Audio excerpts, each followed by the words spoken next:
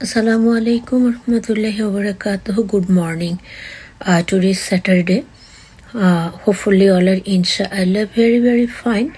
আজকে আমি এমন একটা শেয়ার দেওয়ার চেষ্টা করব যেটা আমাদের শরীরের জন্য ভীষণ হেল্পফুল একটা সেটা আমরা সবজি বলতে পারি।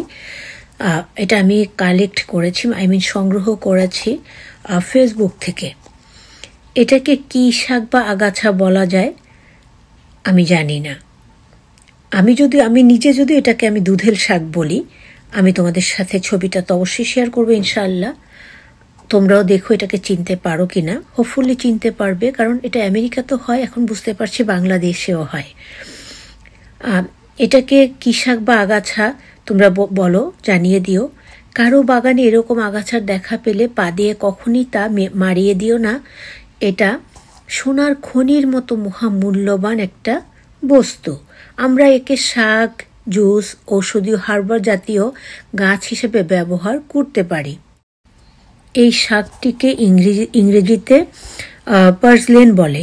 এটা আমাদের দেশে অবহেলিত আগাছা হলেও বিদেশে এটাকে স্বাস্থ্যের জন্য সর্বাধিক উপকারী সুপারফুড হিসেবে মর্যাদা দেওয়া হয়েছে। সুপারফুড মানেই হচ্ছে নানা ধরনের পুষ্টির ভাণ্ডার ও বিভিন্ন প্রকার রোগ থেকে বেঁচে থাকার অতি প্রয়োজনীয় ঔষধ, মেডিসিন। এর মধ্যে আছে ওমেগা 3 ফ্যাটি অ্যাসিডস। এই ওমেগা ও ফ্যাটি অ্যাসিডের কথা বলে কেউ কাফির লাইম লেবুর চারা 12,000 টাকা পর্যন্ত বিক্রির চেষ্টা করে থাকেন। সামান্য আগাছা থেকে আমরা যদি পেতে পারি omega 3 fatty acid, omega 3 fatty acid যা আমাদের হার্টের রোগ প্রতিরোধ ও সুস্থতা, ব্যথা কমানো এবং ব্রেন ফাংশনের জন্য খুবই গুরুত্বপূর্ণ ভূমিকা পালন করে থাকে।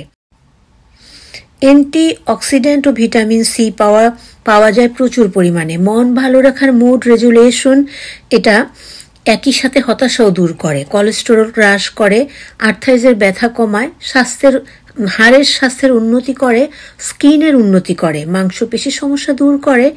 এর মধ্যে আছে মেলাটিনন কন্টেন্ট, যা ঘুম ও সর্বোপরি সারা দেহের জন্য খুবই ভালো একটি ওষুধ হিসেবে কাজ করে।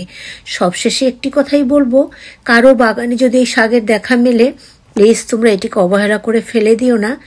এর মূল উৎপাদন করে ফেলো না, একে সযত্নে রেখে দাও এবং বিভিন্ন অসুখের ওষুধ হিসেবে ব্যবহার করো। ইনশাআল্লাহ স্বাস্থ্য ভালো রাখার জন্য এটা অনেক গুরুত্বপূর্ণ ভূমিকা রাখতে পারে। Thanks for watching and listening, my dear friends and family. Again, Assalamu alaikum warahmatullahi wabarakatuh. Allah Hafiz, take care all guys.